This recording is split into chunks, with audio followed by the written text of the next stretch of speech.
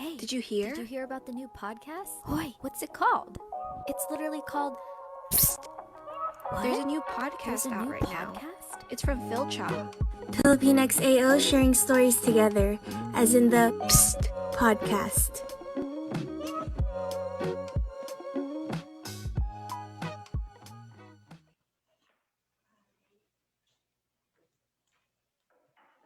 Always such a great intro. Gotta love that intro.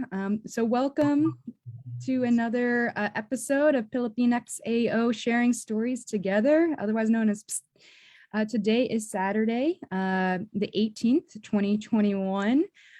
This is episode 1514, community organizing during the COVID-19 pandemic. We have representation here today from the West Coast, the Midwest, and the East Coast. And so, just a disclaimer, the information today is up to date as of today, 12-18, but due to circumstances with COVID-19, information may change by the time you might be listening to or viewing this episode. We also wanted to start off by acknowledging, our presence on Indigenous lands in which we stand. Currently, I'm on Tanglao land in Los Angeles, and I wanted to make sure we express our gratitude and appreciation for those whose territory we all reside on, and we honor the Indigenous peoples who have been living and working on this land since in time.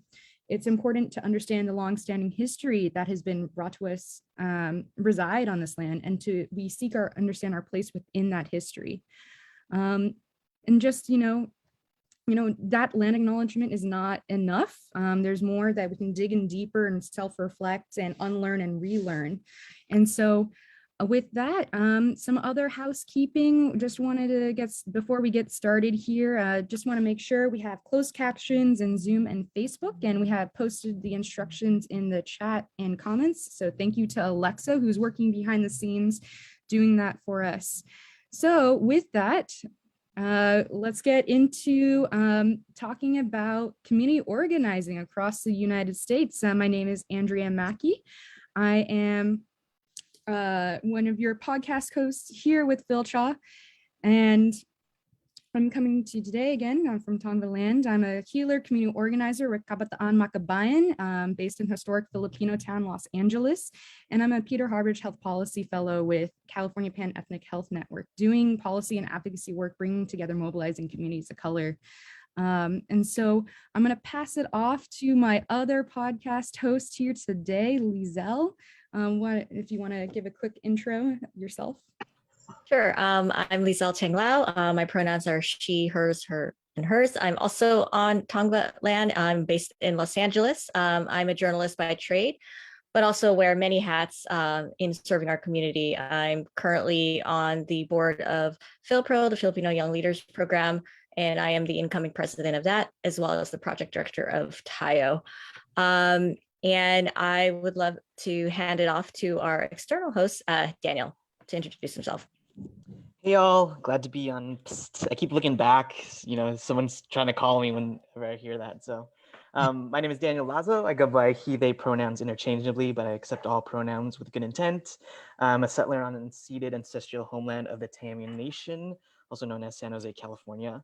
And I work in communications, but my heart work is community organizing with Lead Filipino, which is a 501c3 nonprofit to increase Filipino American civic participation, grassroots leadership, and community action, especially here in the South Bay of California.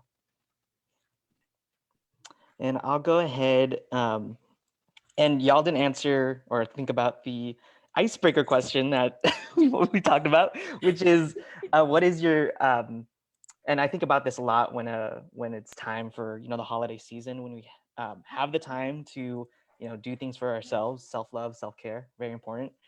So I guess what I want to hear from folks also is, what is your favorite book, movie, or TV show that you recommend that folks watch or read? And I recommend for folks to read the book Letters to a Montgomery Cliff. It's by a Filipino-American, Noel Almulit. And it's a really great queer Pilipinx story, really about escaping kind of the anti-martial law in the Philippines movement, and coming to the States, struggling and through queer identity. So That's my recommendation for folks to read.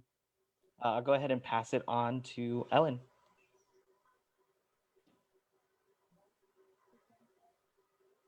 Hi, everyone. Hopefully everybody's having a good holiday season and staying safe and healthy. My name is Ellen Arigorat. I am a board member with Calaguas Coalition, or KC for short. Just a little bit about Calaguas. We were founded a couple years ago, about 15. We are predominantly in the New York tri-state area, so we cover Connecticut, New York, and New Jersey.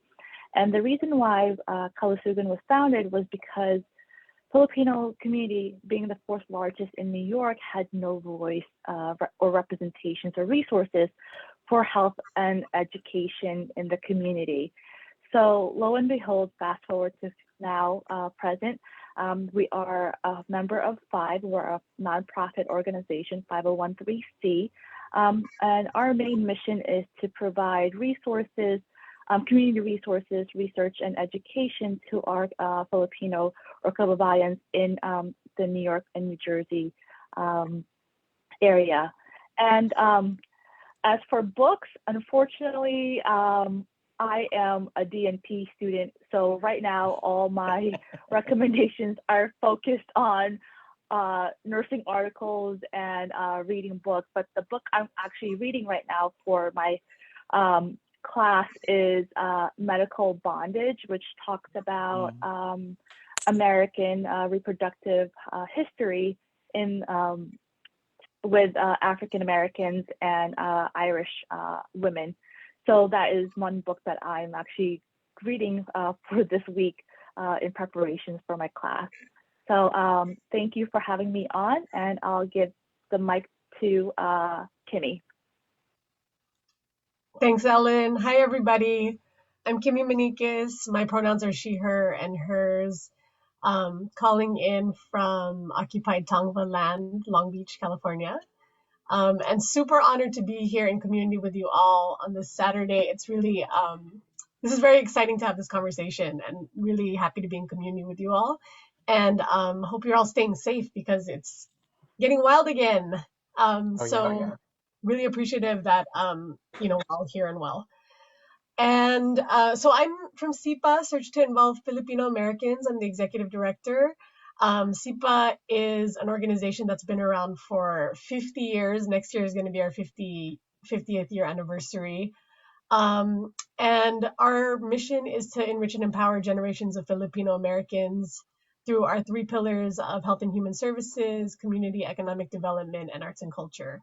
And so, I think we were founded by Uncle Roy, Uncle Al, Auntie Helen, back in the 70s, with the lens of social work and social services. So we've continued on that thread of providing direct service and addressing needs of residents in historic Filipino town.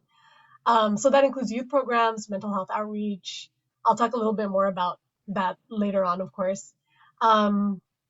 But, today I feel like we're in a really interesting place in the organization in that we've had a lot of things going on in the community, organizationally too. There's a lot of shifts and growth. So I'm excited to share about some of the things that we've got in store and where we're headed. So in terms of books, so I have my like toxic trait in pandemic is buying a bunch of books and then not reading it because I'm like, oh, that looks amazing, I'm gonna read that, and I don't. I get like a 4 through, and I was like, oh, that was cool. The covers. Yeah, and they're like piled up. My partner's like, no more books, please. But there's a new book called the Creative Interventions Toolbook, which is by Mimi Kim, who has been doing a lot of work on interpersonal violence, gender-based violence, restorative justice, and transformative justice. And she's been working on the toolkit for a really long time, and it's meant to help communities navigate complex conflict and offers us some opportunities to look at conflict resolution and addressing violence outside of systems. So I'm really first of all, congratulations, Mimi, if you're listening, because that is a huge achievement, and definitely something I recommend for people to pick up if you're interested in restorative justice and transformative justice. And I'll pass it over to Mark. Thank you, everyone. Hi, my name is Mark Calaguas. My pronouns are he, him, his. I'm coming to you from the unceded homelands of the Council of the Three Fires, the Ojibwe, the Odawa, and the Potawatomi, otherwise known as Chicago, Illinois. I'm the current board president of AAPCHO, which is the Alliance of Filipinos for Immigrant Rights and Empowerment. We are celebrating our 15th anniversary this year. So SIPA, we're coming for you, just a couple more decades and some change. We were founded by community organizers that had a background in the anti-martial law movement in the Philippines. And when they started making a new life for themselves here in the US, they decided to form an organization to address the problems and the issues facing the diaspora here. So shout out to our founding executive director, Jerry Clarito. And it is, through his cohort of organizers that we continue that legacy today. Our organization, we're a grassroots organization that organizes, I'll be saying that word a lot today, on issues of racial, economic, and social justice for the Filipinx AO community, particularly focusing on issues affecting undocumented folks, seniors, and youth. I also wear several other hats. I'm the outgoing president of the Filipino American Lawyers Association of Chicago. I'm also on the board of the National Filipino American Lawyers Association of Chicago, as well as an incoming board member of Fil-PRO, where I've also been working on the COVID-19 task force and the Tayo help desk, along with Leezel. And I'm happy to join in this conversation today with you all. Oh, in terms of recommendations, so I'm pretty terrible as well. My kind of to do, to read, to watch list is ever growing and never get around to it. And so these days I kind of just relax with kind of like bite-sized little bits of media. So I'm really enjoying like Midnight Diner on Netflix and How To with John Wilson on HBO.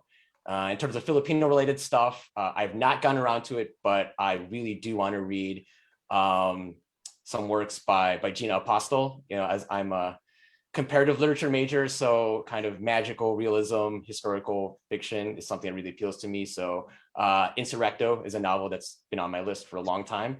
And then also kind of on the nonfiction side, I'd really like to check out How to Hide an Empire by Daniel Lazo, who's a professor here at Northwestern. And I think it's very relevant to any discussions of kind of post-colonialism in the Filipino context as well. Y'all got me taking notes. Like, ooh, so much to read. I'm gonna get that stack too. Oh yeah, what do you want to read or let the viewers know what to watch, and Andrea and Leezel as well? Oh, okay. So, Leezel, did you want to? I know. I think I have all those books that everyone has mentioned, but I've not even cracked one open yet. But I think my go-to one that I always tend to reread because I always find something new is Carlos Bulosan's America is in the Heart. I think it's so relevant today and it was back then. So I'm gonna stick with that one.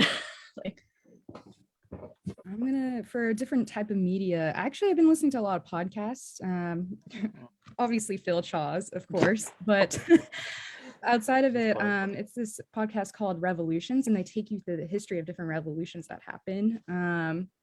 So the Mexican Revolution, I was going through it, I was like, wow, just how much is similar to Phil and his Filipino history, really diving deep into it.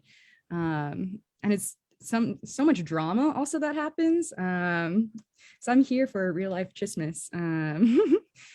But also wanted to plug, some Fil-CHA members have just published Doctoral Students as Agents for Change, Shaping Our Public Health Training Environment.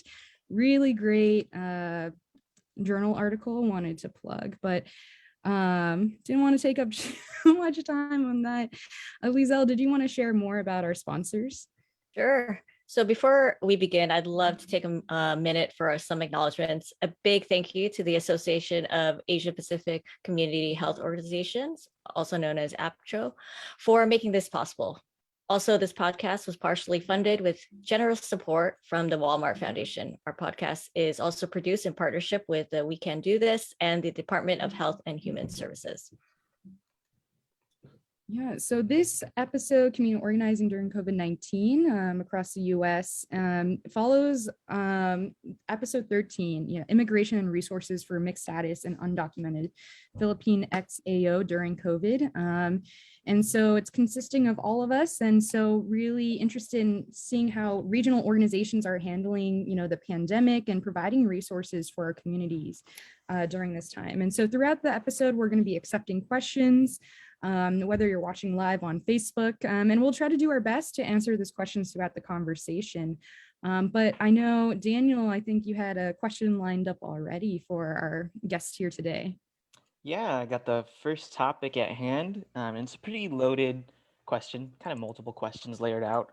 But for our viewers who are just entering the community organizing space, or those who have been doing it for years, what is community organizing and what does it look like according to your organization? Also, what do your organizations do and how did you get started in this work? We'll kind of start with that, and I'll go ahead and direct that towards Ellen first. So as I mentioned, Kalasugan was founded 15 years ago. And what Kalasugan mission was, and it still is to provide community resources.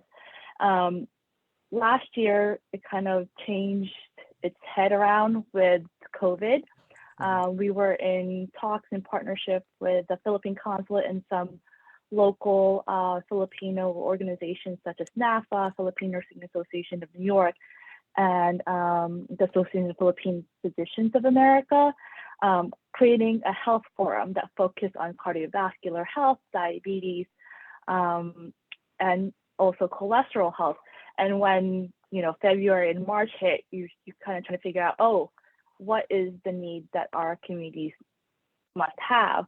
And so COVID-19 was a very new topic for all of us. And so with our chair, Dr. Emerson Ia, spearing the board, we switched our focus to COVID-19 education series with those organizations.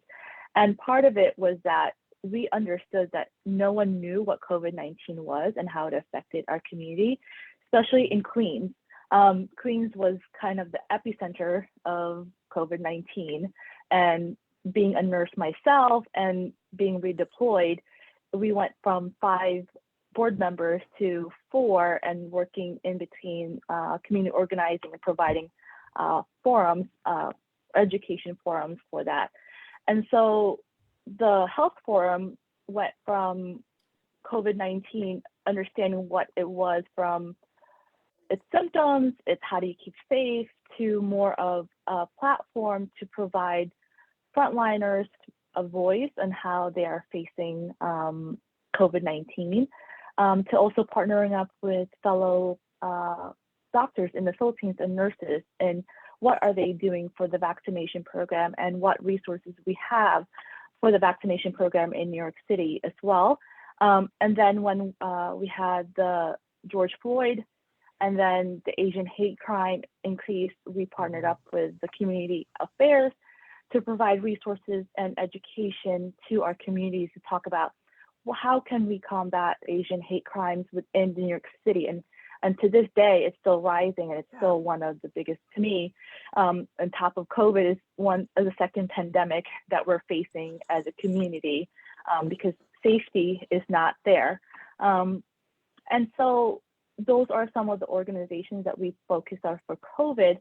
And we also continued what we partnered up prior to in 2019, which is the patient-centered outcomes research, which we partnered with community-based organizations to have our community talk about what are their barriers and what are the barriers to getting health. And it was see the transition from prior to COVID, we're just saying, we just don't know where the resources is, to understanding, well, now I'm afraid to go to the hospital because I don't have insurance, and what resources can I avail to get my vaccination, to get my medications? Now I cannot see my doctor because there's clinics out there for undocumented and uninsured Filipino immigrants here, and those were kind of switched off during COVID, and also partnering up how can we just make sure that we're not having the third pandemic of misinformation of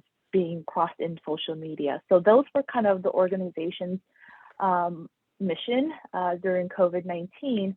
And moving forward, we're still partnering up with other organizations to provide education, now including COVID, but back to what we were focusing on, cardiovascular health, and also oral health, meaning dental health, and also making sure that you're following up with your providers.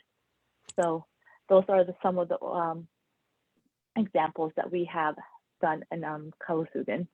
Wow, that is amazing. And I want to give a big shout out to you and also all the Filipino American or all the healthcare workers out there really supporting us through this pandemic. And your organization is doing, going above and beyond on top of that, really focusing on our community and seeing what kind of those needs are, even prior to the pandemic.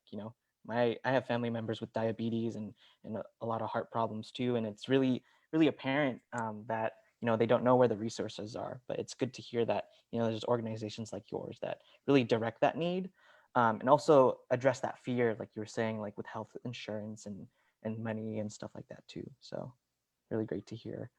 I'd like to transition to another one of our panelists here today to kind of speak about what community organizing is and what it looks like into your organization as well. So I'll go ahead and hand it off to Kimmy. Thanks, Daniel. Yeah, so SIPA, when we think of community organizing, I think for people, I guess in our circles that are doing work, we typically think about, organizations and groups that are doing more base building, are on the ground doing canvassing and engagement, and then doing coordination around particular campaigns to push either a policy or do some advocacy. So I appreciate that this kind of approach to community organizing that we're talking about today is more broad than just that specific kind of definition. But organizers in that sense, I think, push so much of the work and do a lot of invisible labor that give us kind of the progress that we need as a community. So for SIPA, our lane has kind of been in the social services realm. So still, of course, connecting to residents, being on the ground, connecting with youth and families, but less so around organizing around a particular campaign. I think SIPA does have a history, though, of I think in the 90s having some youth organizing that was happening. And, we're also looking forward to seeing how we can kind of revisit that moving forward once we recover from like what's happened right now. So in terms of what we provide, so right now we're really trying to be very responsive to the needs of the community. I think there's been a lot of challenges. My predecessor actually, passed away of COVID, John Swing. And so that was early on in the pandemic. And so when you have something like that happen, not only do you see the impact on the organization, but you also just see the impact, with the family, in community. The ripple effects are large. And so, we know that it's important for us to kind of support the efforts around doing community needs assessments, to understanding, what it is that young people, seniors, residents are experiencing, and small businesses, and be, kind of create some things around that. So we've done our own kind of, small community needs assessment within historic Filipino town, talking to businesses, families, multi-ethnic residents, and Filipino residents as well, to assess, what's really happening with them and how can SIPA be of a support. And then we've also looked at other needs assessments like Dr. Melanie Sabado-Liwag's field project. That's been really helpful to understand like what the patterns are that we're seeing, and they seem to be consistent with the things that we're seeing too.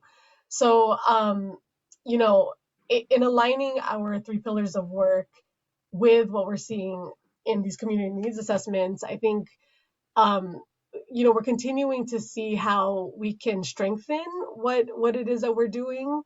SIPA also has had its own challenges in that our home base is under construction. So we're building also an affordable housing community, which is super exciting. We get to provide 63 units of permanent supportive housing. And then we'll be located on the bottom floor. And at the same time, it's kind of like put us on pause and being on the ground during a really important time. So once that opens next year in 2022, I think it gives us an opportunity to again be that space where residents can just come and show up and hang out and like really build community in a particular space in historic Filipino town. So from there, I think we've got a lot of youth programs that are rolling out that are responsive to some of the mental health needs that we're seeing, especially for high school and like transitional age young people. And connecting that to identity development and also skill building around how we can introduce young people to coping mechanisms and self-care, especially during these challenging times. So, that's a little bit about what we're doing with young folks, with small businesses, also still, trying to figure out how we can best support, especially ethnic businesses during this time when we know that a recovery is possible. It's just making sure that it's equitable, it's inclusive, it centers around the needs of some of the most small and marginalized business owners and community members. I think that lens is going to be really important for us in this time as we look at recovery. Wow. Yeah, that's amazing work. And I'm going to steal what Mark said earlier. You have a lot of hats that you're wearing in terms of serving the community, and that's really awesome. And I do want to recognize what you said earlier and send my condolences to John Swing for you in the community. I would want to go ahead and pass it along to, just checking the time, to Mark in terms of what is community organizing and what does it look like according to your organization? Sure, thanks. So we take a very holistic approach to community organizing. Given the context of how we were founded, of course, direct action, is still something that we're well known for, whether, it's showing up for our community and for our allies, at rallies and whatnot. But it's also, participating in the political process. So we're part of several coalitions, including the Pan-Asian Voter Empowerment Coalition, which is facilitated by the local chapter of Asian Americans Advancing Justice. So we work on them on, get out the vote campaigns, voter registration, and then, heading down to the capital Springfield traditionally every May for Asian American Action Day, where we present, our advocacy platforms to our elected representatives.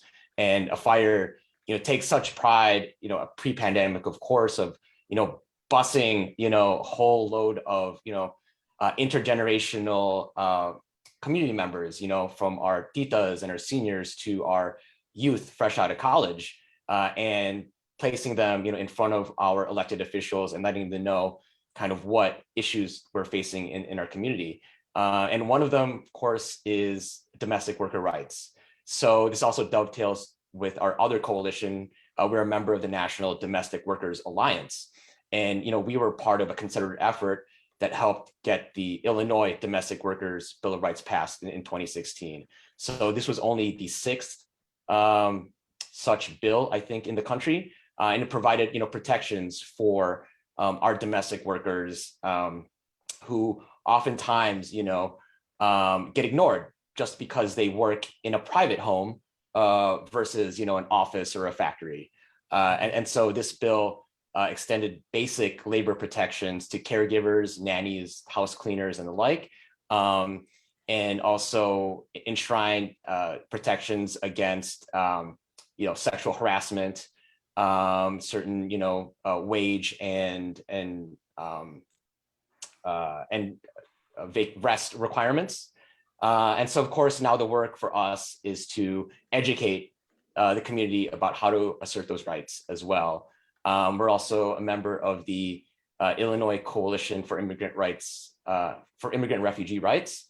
And so one of our most well-known programs has been our monthly citizenship workshops, where we help our community members determine their eligibility to file for citizenship and help them put together those packets. And actually, that's how I first became involved with FIRE, back about a decade ago. And then from there, I was gradually welcomed into the organization, invited to, join the leadership ranks later as well. The pandemic, of course, really kind of took a toll on everyone, but we've been pretty resilient and creative in the ways that we've responded, right? So obviously we had to move everything, offline beginning the spring, online in the spring of 2020. And we mobilized with wellness calls to the community. So recognizing that many of our community members may be isolated, and particularly with not being able to see anyone in person, this situation being exacerbated, our community organizers regularly started calling all these households, kind of already using the experience they've had in their immigrant rights and domestic workers organizing. So that infrastructure was already there, and those networks. Just one example, we held a vaccination clinic last night in partnership with Phil-Pro and Tayo and the Philippine Nurses Association.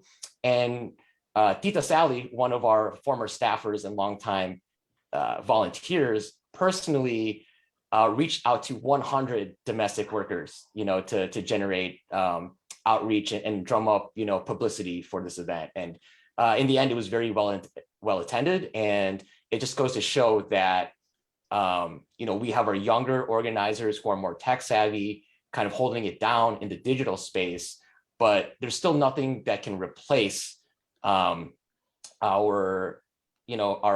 particularly our senior members who have those relationships in the community, the language, faculties, especially if we are kind of focusing on older folks, retirees, and domestic workers who may not regularly be on social media. So, it's not an either or approach, it's an and.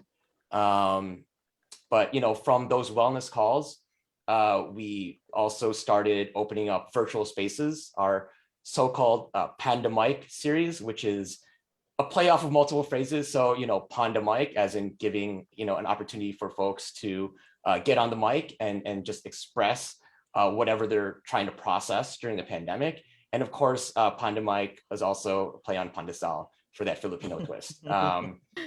So yeah, this was coordinated by our Healing Justice Committee or committee.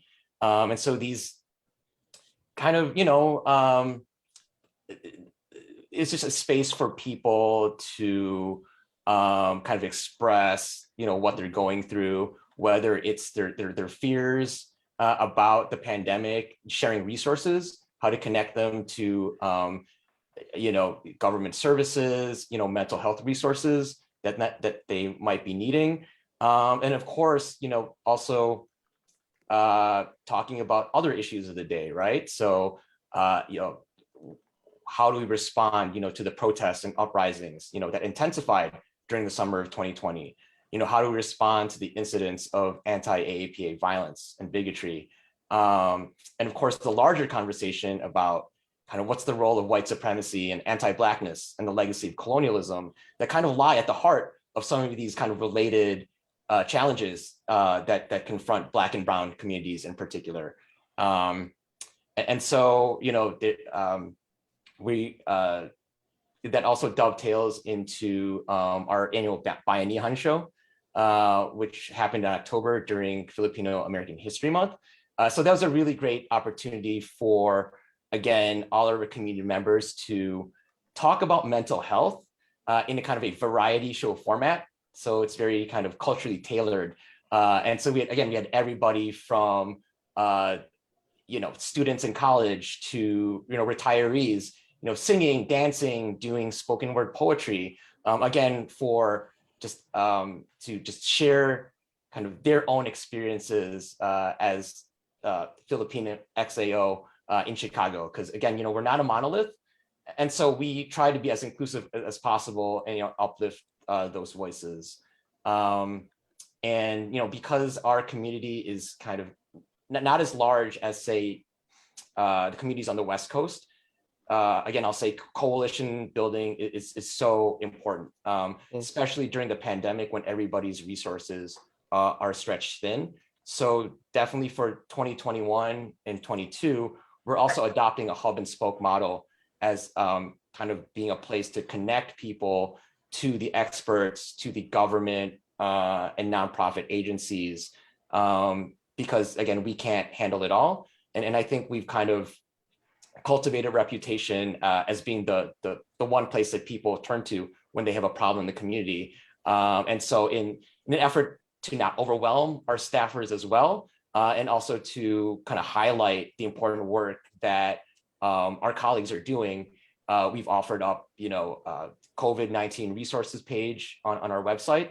And then, just finding other opportunities as well. So we got some generous support from United Way and Chicago Community Trust to do direct financial assistance to Filipinos, particularly ones that are in other communities in Cook County, not necessarily in Chicago proper. So it's also recognizing the changing demographics of the Philippine XAO community here in Chicagoland, and kind of the economic realities, the stratification, right?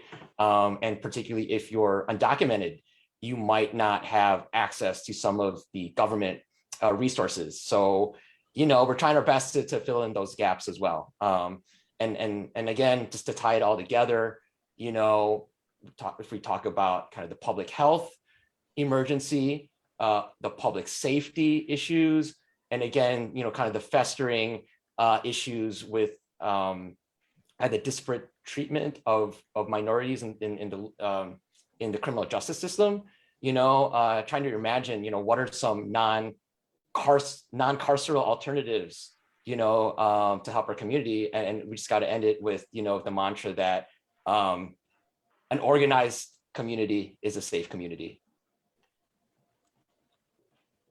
Wow, that is amazing work you're doing as well with a fire. I started getting hungry when you said pandesal.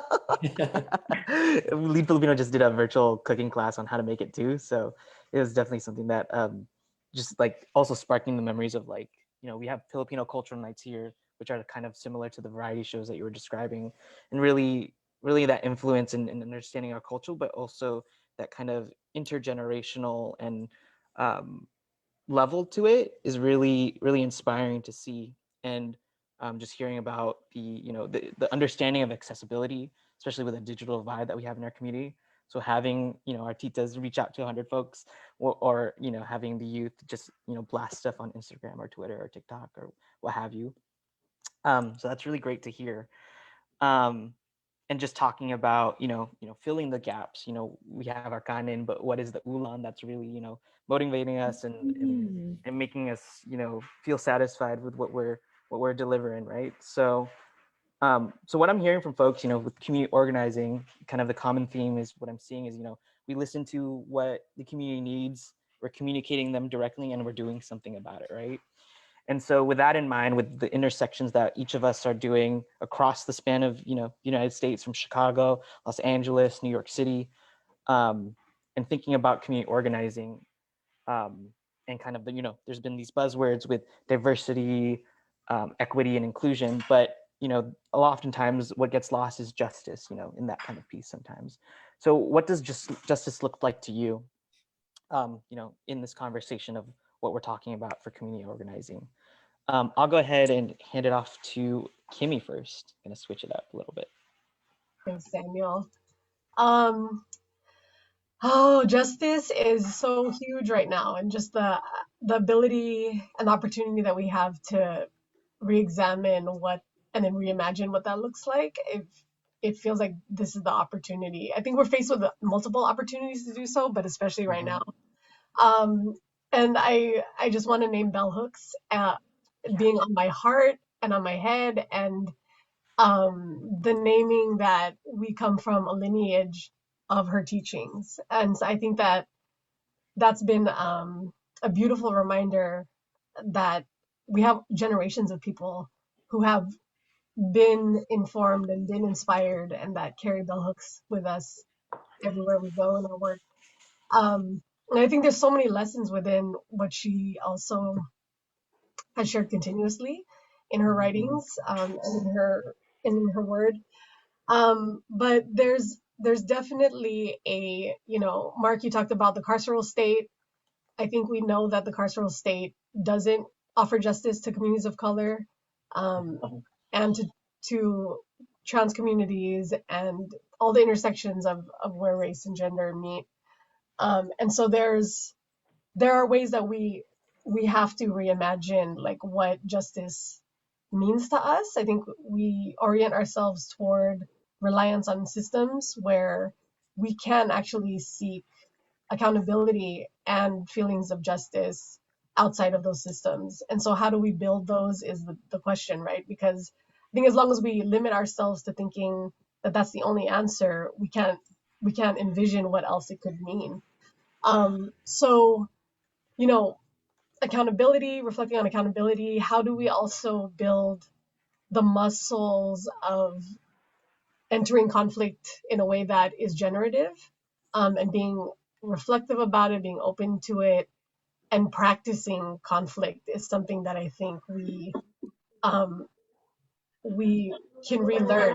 It's actually a process of decolonization too, right? Because we have had those practices in our cultures, and I think now that we have, reliance on kind of like, we what's the word, like we rely on other people and other systems to like resolve our conflicts for us, um and to kind of define justice for us. Like I feel like there's definitely now a movement that has been emerging, that's been rooted in a lot of queer Black theory and movement builders that ask for us to look at alternatives like transformative justice, and how do we start to exercise those muscles with each other at the very grassroots level, at the very most intimate levels of like friend circles, neighbors, organizations. I think that there that's spreading now. Like that kind of conversation is spreading. Um, so it no longer is even like equity, right? Like equality versus equity, the transformation that we've had around what that means, that not everybody gets the same thing, but that, different people have been impacted differently and therefore require, responses that are unique to their own needs. Um, and this is just kind of like a extension of that. So, for me, justice in this moment, um, there's a racial reckoning.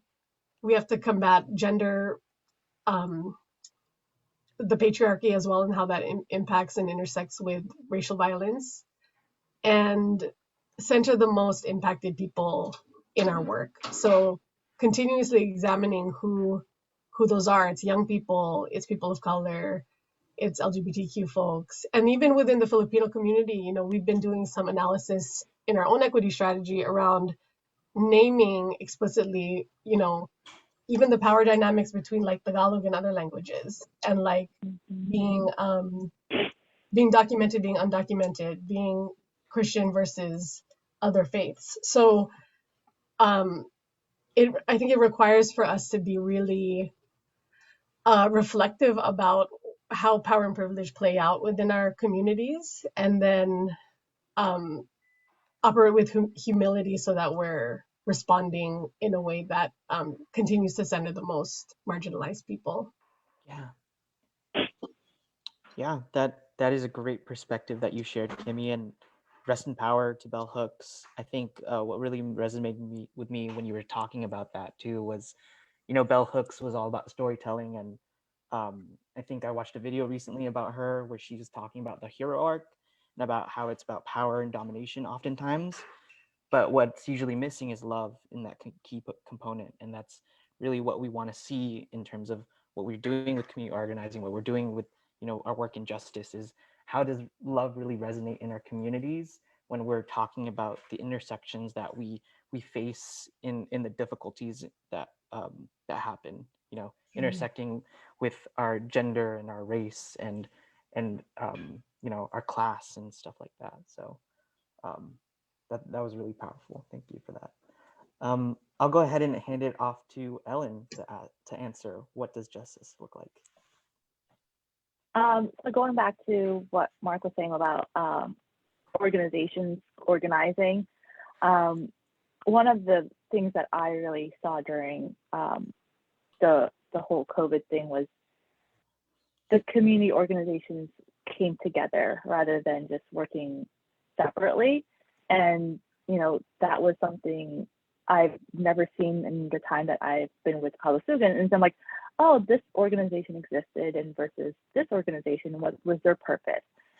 Each one of us have our own purposes. And for example, Calaguas means health. And so for us, we look at health justice, meaning, you know, what are the needs of the community and how it's being delivered. You talked about equity and equality, which is, you know, one of the two keywords now that we're facing.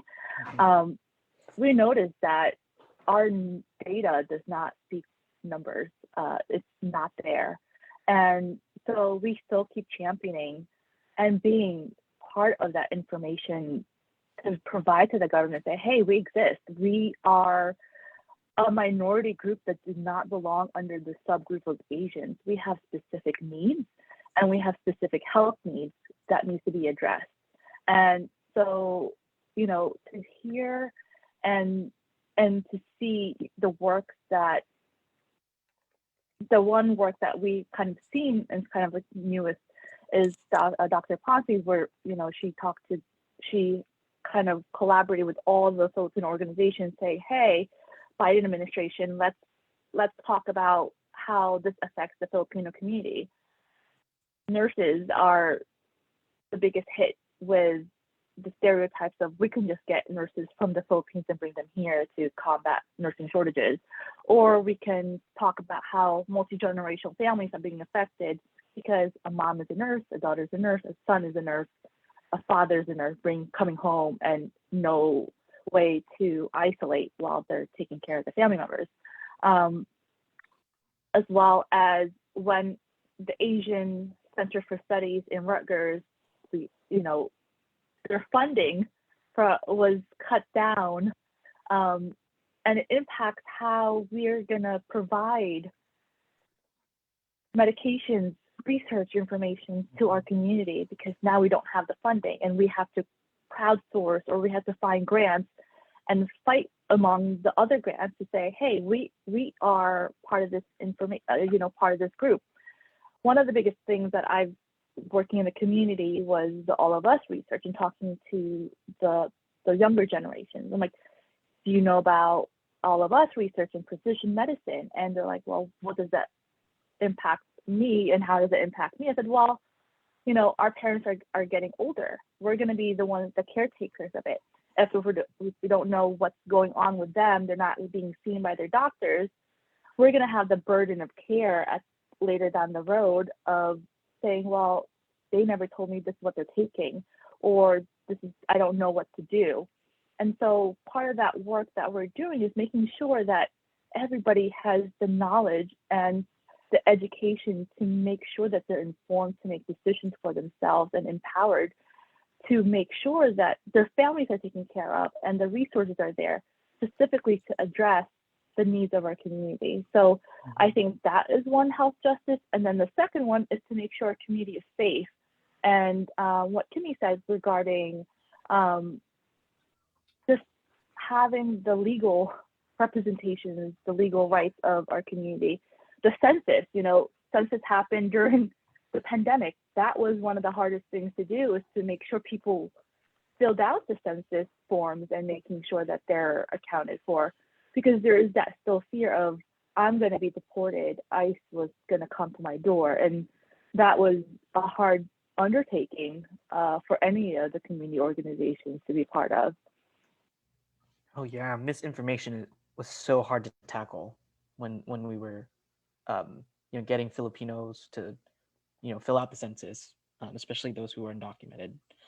Um, and I think what's key from what I've hearing from you in terms of your view on justice is really about giving people the tools to empower themselves and the information to do that, and really, um, understanding the institutions that we're in. You talked about like data and collecting in order to get grants and stuff in order for our stories to be told. But I think that we've been seeing a shift in institutions that not only it's the numbers that we count of people, but also the ad lib stories that we talk about in terms of what our needs are in our community. So thank you for sharing, Ellen. And then last but not least, Mark, what does justice look like for you? Sure. Well, I definitely appreciate everybody's contributions because they definitely resonate with the work that we're doing. And I'm very excited, maybe after this podcast, we can all reconvene and find out ways to collaborate because there's so many kind of overlaps and intersections. But justice, of course, I mean, personally, right, as an attorney, that word is, has some very specific legal meanings, right? And also in the popular consciousness, there is kind of a legalistic frame to it that, we're talking about our rights under the formal, documents, the rules, regulations, the Constitution, and all that. And certainly FIRE as a immigrant rights organization, we're always concerned about legislation and regulations coming up, and certainly the past, 5 years or so, it's almost like we've had to start like re-fighting some of the fights that we thought were, already settled. And so, that's kind of unfortunate because that oftentimes puts us on a defensive footing, right? And we just can't ignore these emergencies, but to the extent that we have the capacity to do so, justice to us, goes beyond, just your formal legal rights, right? Because if you think about it, right, in any society, the fact that the most educated, the most economically prosperous, the young and able-bodied, the fact that they feel protected, included, and cared for, I mean, well, why not? That's so obvious, right? Like that's anywhere, on the planet, but,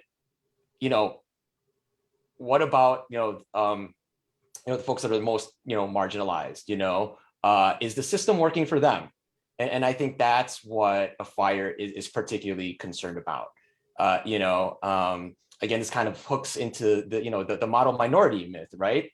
Personally, my parents were part of that wave of healthcare professionals that were recruited, to the US. So, it's not arbitrary that, we have a disproportionate number of, doctors and nurses from our community being represented, but also, in other lines of work, such as, domestic work. And, if we go back to the previous generations, the Manongs, farm workers, right? They all have particular, needs and particular histories as well that somebody growing up, in a suburb in the Midwest might not learn about until, college or if at all, right? So we'd like to kind of highlight those experiences in our community as well, because they're the ones that need, the most, assistance.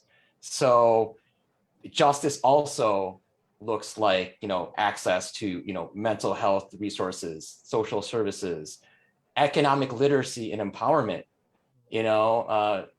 Hey, maybe you're fortunate enough to get, a decent paying job, but, for maybe a lot of immigrant folks, not having that familiarity with the way our financial system works, what you do with that money and how you pass that, build that generational wealth, also kind of maybe explains some of the disparities that we're looking at right now as well. And so as other folks have mentioned, this also, goes into data disaggregation, right? Yeah. Like, how can we articulate the needs of our community if we don't have like those raw numbers? So definitely, just yesterday we joined in some of our other partner organizations here in Chicago, to write to the Census Bureau about the current issues with getting some of that demographic data released from the 2020 census. So we all kind of see it as it's a constellation, right? And all these different touch points are particular stars in that system. And we just want to be there, to help our community navigate, the system here in the U.S. and make it work for everybody. So it takes a lot of work, and you would kind of have a lot of different pots going, but people are here because they think it's worth it, and no one else is going to do it. It's going to be us. Absolutely. And it does take a lot of work in different pots, as you said, but y'all are cooking up a storm with each of your different ways that you're organizing in this space. So really thank you for that, and thank you for giving an insight into justice more in the legal mindset since you're an attorney. It's great. I'll go ahead and hand it off to Andrea for the next topic, so that we can keep this flowing and going. I mean, that was powerful from every one of y'all to ask what is justice, and to really give explanations of how you're shifting power to folks for true self-determination, whether it be providing resources, knowledge, is incredible. And with all that work, just wanted to do, and I know Kimmy, you had brought up bell hooks, you brought in some love into this conversation, which is great. This is love work at the end of the day, heart work. This is not easy.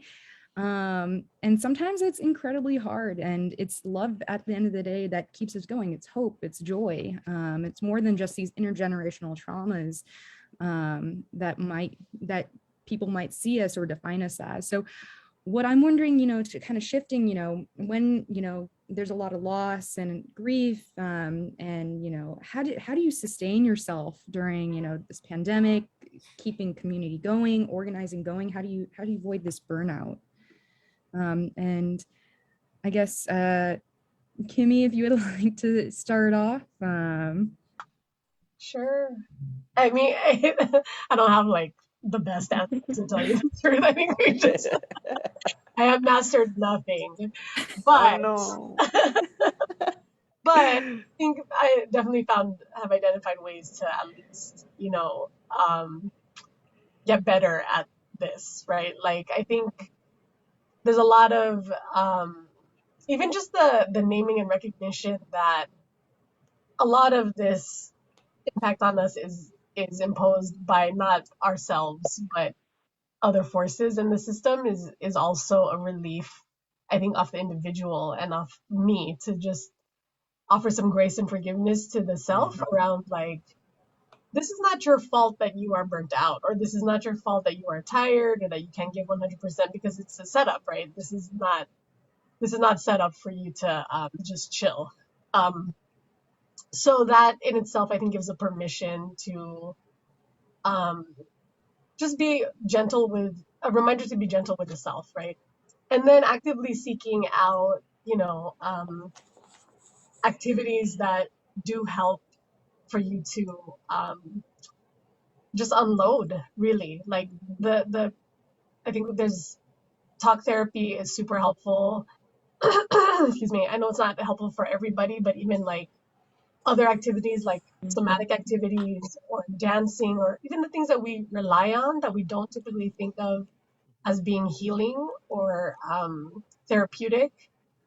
I think actually Filipinos, I think, have like identified a lot of things that bring us joy and that actually allow for us to take care of ourselves well. And so really revisiting that and making space for it in our lives unapologetically is something that I felt like has been important.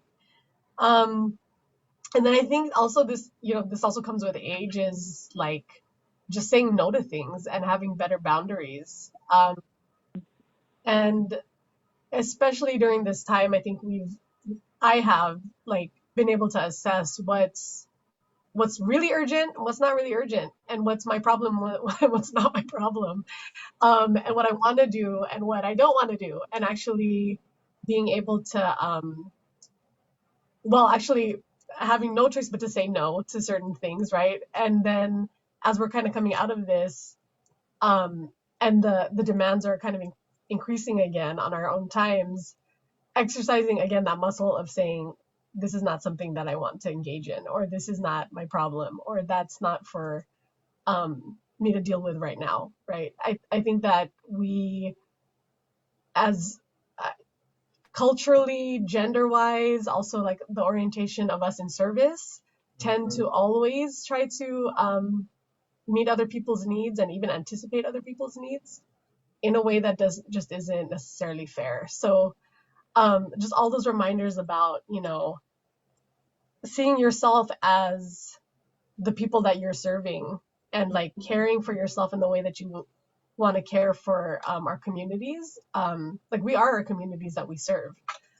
So the things that I want for our young people, for our seniors, for our residents, like those are the things that I want for myself and for my family, my kids, and my loved ones. And we can't do this in isolation. We have to do this with each other, and have accountability, wellness accountability with each other, do some check-in, rely on community to bring us joy. It's a really interesting time to be able to explore that right now. Mm-hmm. Yeah, self-care leads to community collective care, isolation. Really love how you're talking about, giving yourself, being generous with yourself, and boundary setting. That is not easy, and really want to recognize that power that you hold within. Mark, how has it been going for you and the work that you've been doing? Yeah, I mean, I feel like this is always a relevant question, right? I guess to me, there's a couple points. So one is recognizing the mind-body connection. I know for one example, in our spaces, we'll usually start off with, what gave us a feeling word, what are you feeling? And for the longest time, I just kind of figured, okay, well, this is sort of the culture of the organization, and that's cool, so, let's do this, and it's almost like when I go back to my day job, in these corporate spaces, it's like, that would be really strange, right? To hear that. But, one of my other friends who's also, out there in the Bay in doing community work as well, kind of made the connection where, well, look, it's a check-in, right? If people are kind of disengaged, if they actually say they're not feeling good, I mean, you got to ask yourself, is this meeting going to be productive? Are we going to get the most out of everybody present here? And if not, maybe we can just manage those expectations, table some things, and be more gentle with each other. And then that kind of clicked to me. I'm like, oh, well, wow, wouldn't this be great if some of the other professional settings would actually recognize this, right? But just personally and, within the staff, I mean, I know individually, we try to, kind of take breaks, get physical, right? I know a lot of our staffers are really into like Filipino martial arts. So, they have classes, every week. I try to get out there myself, and, I'm a runner, and I'm fortunate to live by the lake here in Chicago. So that's been very, very grounding as well. And I mean, there have been times where I just feel like super overwhelmed, where, it's like, oh, I just got to sit at my desk and work this whole time, just, my day job, and then all the community stuff that's after hours, where, I'll skip working out, for some reason, right? Which is pretty common. But then, I'll, one day kind of recommit, and it's like, okay, let me get back on this regimen. And like every single time, I'm like, oh, I didn't regret that at all. Like, Yeah. So, and what, how helpful can I be to other people, right? If I'm not, if I'm not able to take care of myself, right? It's always, it's like that analogy of, when the masks come down, securing yourself before helping others. I think, especially in the nonprofit community, we need to recognize that more. And I just want to say, kind of on a more practical basis, kind of just managing our work, at the organization. It's realizing that maybe there are tools, technology, that to the extent that we can automate things, if we can kind of cut out a lot of this administrative work that sometimes just falls upon the staff, and it's maybe not what they were brought on there, to do, or that, that's not kind of the reason why they signed up for the work, but it needs to get done. If there's a way that, we can use kind of the tools that are already out there, best practices that have already worked in organizations that are similar, you don't need to reinvent the wheel. And so we're testing that out, we're seeing what works, it's iterative, it's like jazz, it's improvisational, if this doesn't work, okay, we'll just try something else, but I, personally, I think we've seen kind of a steady rise in morale, and trying to connect, with each activity that you're doing, how is this relevant, right, to the purpose and the mission of the project or even the organization. And I think if we ask those questions a lot more, it'll lead us to the answers, that we need to take care of ourselves and each other. Yeah, really respect that intentionality that you're bringing to the work and the way that you're connecting the mind and the body. Like we say it, but sometimes, those endorphins are no joke. And then Ellen, considering, you're focused on wellness, that is what KC does, and that's what you do on the daily. How are you able to practice that? So during the pandemic, our just the board members just did like the weekly checkup, just to making sure, hey, are you okay? Are you safe? One of our board members ended up having early on COVID, so we had to make sure like she was okay. And then I got deployed, so we had to make sure I was okay. So then like we kind of just made sure every Friday, if you were able to kind of join in just to visually check, is everybody okay? Personally, you could sometimes, like, I never thought that crying would be such a needed moment during those times where you just kind of let go of all the emotions that you're feeling, and it's appropriate. We're told not to cry. We should be strong enough for our family members, or for, you see your family members growing up and you're like, oh, is it okay to cry? The only time you really see people crying are funerals. So it's kind of weird when you're like just kind of let out and I don't know what I'm crying for. Also meditation, understanding when to let go of the social media and tune out of technology and give yourself that time frame. Understanding from an organization, as Mark and Kimmy said, learning your bandwidth, saying no to just projects that cannot be within the bandwidth of the organization and the members of the organization, because at the end of the day, we're doing this as a volunteer work, and we mean well to make sure our community is safe and healthy. But if we're burnt out, we're actually creating more of a harm to the community. So understanding the bandwidth and understanding which community partners you can go to and say, hey, I have a good idea. Do you want to partner up and having more of a resource rather than just taking on the ownership by the organization itself?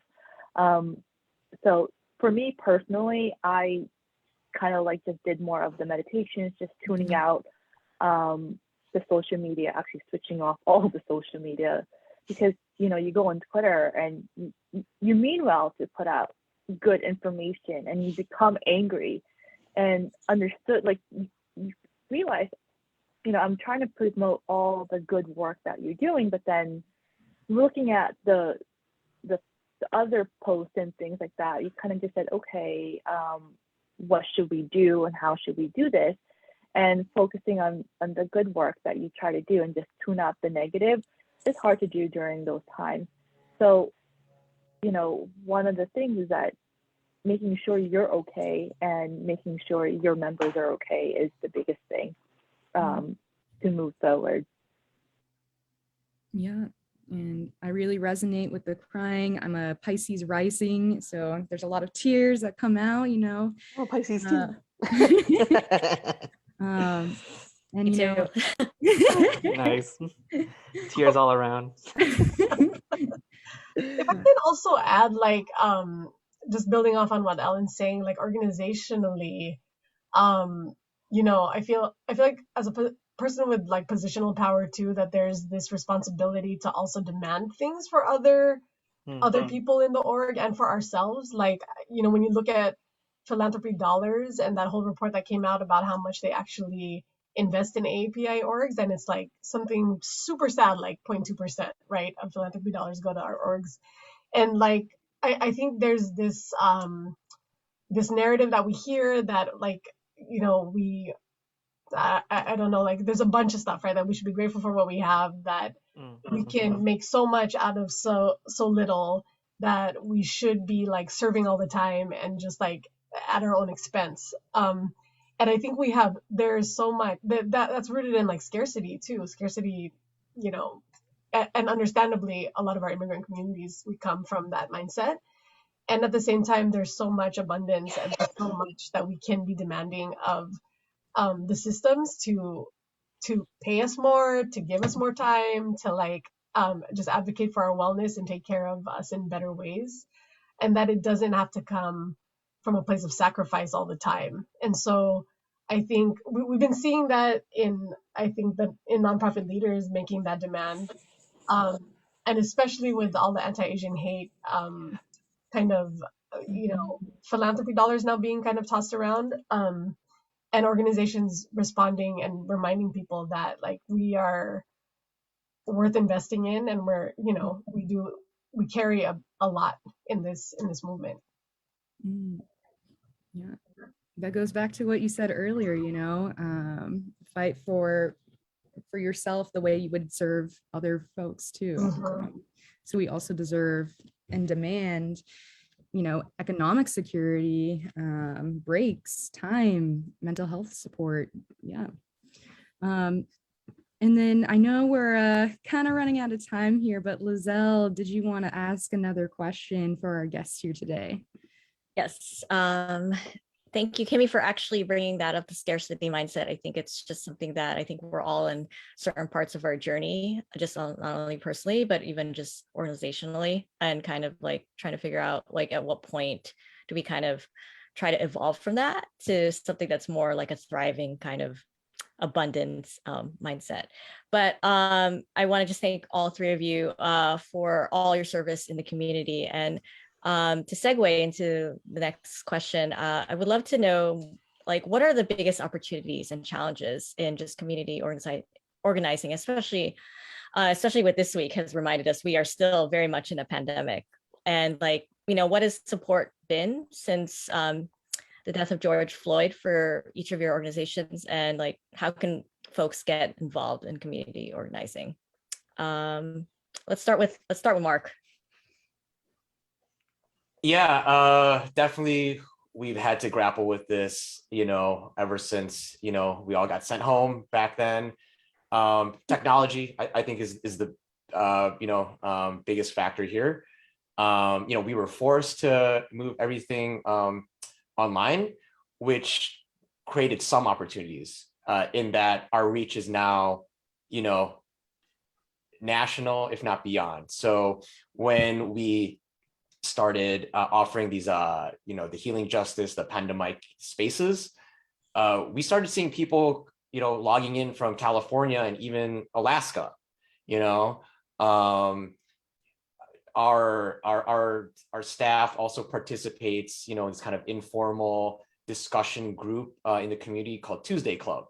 This was started by some of the elders, including our former founding executive director. And, pre-pandemic, they would meet at, I think, like Seafood City, over brunch to discuss issues of the day here in the US, but also over back in the Philippines, which, a lot of them still keep track of those developments. Well, that's moved online as well. So, I know that our board and our staff have been invited to participate in those conversations as well, to kind of supplement our programming. So that's been a really great way to strengthen and maintain those ties, even if we're not seeing each other, in person. But there's also the recognition that because a lot of our constituents are not as tech savvy, we can't leave them behind either. So this was a real practical dilemma for us of like, how do we get particularly a lot of the seniors into the room, just look how to operate Zoom, right? I mean, you probably need like a Google account, that's probably the most efficient way to log on here. And then, how you navigate, opening the links and password, stuff like that, how you mute, unmute, share your screen. I mean, a lot of that is very overwhelming, for somebody who might even just have a flip phone. So recognizing that, can we offer the dial-in, can we maybe for some meetings not rely heavily on visual aids, because somebody dialing up from the phone won't be able to see that. And that also kind of dovetails into the larger kind of like, disability rights, movement that, we could all, stand to incorporate more into our organizing. So accessibility definitely is huge, I mean, we're even seeing that with how, getting your vaccines and your boosters, like my own parents, how do we help them out, in connecting that resources. And so that's where, Tayo is doing that work too. And I think, I think it's really valuable that, local organizations are the ones that kind of see these issues on the ground. And so again, partnering with, Phil-Pro and Tayo and Fala, where they can provide the technical expertise, and then we can kind of deploy that in a more granular level for our members. How about for you, Ellen? Biggest challenge was our KC is not like a brick and mortar organization. We are more of just go to where the community is. And so when COVID hit, we had to like get Zoom accounts, and I'm like, how do you navigate Zoom? I'm like, and then figuring out, hey, do people know how to use Zoom? And the cyber issues, and having the hacking issues. So those were kind of the biggest challenges that we saw early on. And as people got sophisticated, say, okay, where do most Filipinos go to? Facebook. So then a lot of the streaming happened on Facebook. Like now working in the community, my background is also not as on top of a nurse, I'm an informaticist. So one of the things that I have gone back, actually now we're going back onto the communities and actually providing education, is cybersecurity with the lolas and the lolos in the senior centers, and also knowing how to use the patient portals, because hospitals are now making all their health visits in telemedicine. Before you go to the hospital, you kind of have to see the doctors via video chat or no longer phone calls. So those are the things that we kind of saw as like technology was both an opportunity and a barrier in our communities. It's in even participating in just this group discussions and having that connection. You want to like hug, but you can't hug each other. When I did the vaccination program, it was one of the first hubs in New York, and to hear the frustrations of even just getting the appointment, from the seniors, like, how do you, I'm like, you know, walking them, how did you log in? They're like, well, my granddaughter did. I'm like, do you have the password? And because you try to help. And like, no. So then you spend an hour trying to talk to the granddaughter. Say, hey, give me the emails, give me the passwords so I can just fix this and get her going, and just see the frustration in it. That was one of the biggest things. One of the things that kind of I say is just don't join an organization just because you need to put that on your resume. Do it with a purpose, because it's time, effort, and dedication that you put in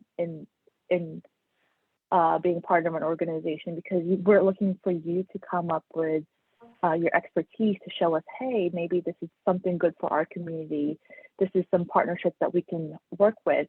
And so those are the things that I say when people are saying, how do I get involved and why do I want to get involved? So, you know, as we always say, protect your time and protect your organization as well in spreading thin. Thank you. Kimmy, why don't you close this out? Sure, I'll be quick. Everything I ditto around everything Mark and Ellen just said. I think the opportunities have been, opportunities have been that we've expanded reach because of the ability to be online, and then also just I think Zoom offers like different engagement in ways that I don't think we had before. So I feel like there's something there that can stay and is an additional option to how we all interact and connect with one another. And then in terms of the movement for racial justice and the racial reckoning that we're experiencing right now, I think it's definitely a point in history that's shifted significantly, because I've been in my academic background has been ethnic studies. I've been doing, human relations work and also racial justice dialogues for a long time. And it's like spending decades like trying to convince people that this is important. And now we're at a place where it's like, it's just all cracked open, and like there's an expectation for a racial justice lens to be integrated into everything from corporations to like, our interactions with each other. So I feel like it's a pivotal moment and especially for Filipinos, I mean, not in particular to Filipinos, but for us as a community, I think it offers us a chance to unpack that more together and have some really meaningful conversations about what kind of, I guess, our role is potentially in racial justice work, how it's nuanced in a way, and what it's just an exciting time to have those conversations right now.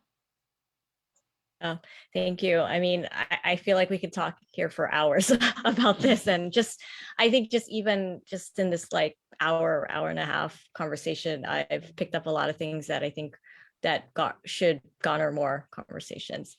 So I'm going to hand it back to Daniel to close us out in terms of our takeaways.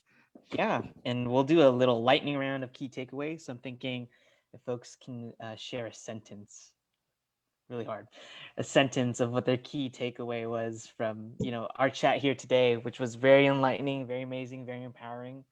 I'll go ahead and give it to Mark first. What is your key takeaway from this conversation? Oh wow, you're gonna have me boil it down to one sentence? Okay.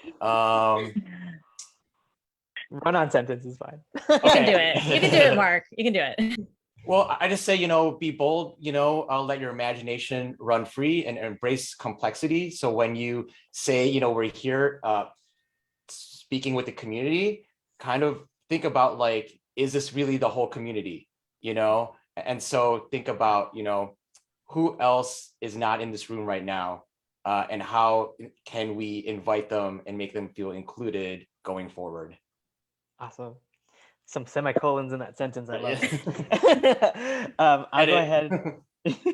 go ahead and hand it to Ellen for your key takeaway.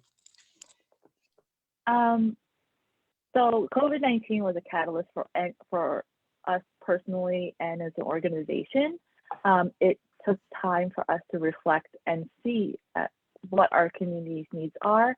And this is just the start of actually more work that we need to do to make sure our community needs are met as a whole, not just one bits and pieces of it. So we have a lot more collaborative work to do within our community. I already feel some collaborations happen just in space, so this is great. And then what is your key takeaway, Kimmy? That's actually mine too, the collaborative nature and like really, not operating in silos, but being collaborative with each other. And Mark, I like the what you opened us up with holistic community organizing. Like I feel like that that's inclusive of collaboration too. So thank you for sharing that. And thank you all for sharing everything today, all the gems.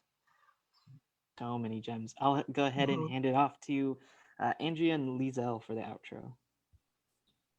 Yeah, so with that, we are at the end of this episode and the end of the Fil-CHA podcast for this year, 2021. It's incredible. It's been a full year of episodes. Again, this is the 14th, 15th episode. And so there may be another one next year just to close this all out. But we're really thankful to AAPCHO. We can do this in the Department of Health and Human Services for really making this podcast possible. If you are listening to us right now, and if you haven't done so already, please follow us on social media at Fil-CHA and like us on Facebook. You're probably listening to us on Facebook right now. And, just to close us off, since we were talking about community organizing, want to reference us back to, the Manongs during the farm labor movement and the people power movement in the Philippines, closing out each session within a song baksak, one down and onto the next for liberation, collective liberation. And so it's a little weird because we are all online. So what we're going to do, instead of, heartbeat of the people, and we'll do one single unity clap to close us out. There might be a lag, but we can feel the solidarity. Yes. The energy flow is still here. Okay, so I'll get us started. And so Isang Baksak. Almost there. As good as it was gonna be. That's awesome. I liked it. In my mind, it all aligned. Yeah. Always. And with that, thank you very much, Mark, Ellen, Kimmy, Leezel. Any last words you might want to have, Daniel? I mean, like I said, I think we could do another sequel of this episode. There's so much here, but this is great thought starters for sure. So thank you for everyone here. Yeah, I just love being with the community. So fun. Love it. Yeah, it's so great. Okay.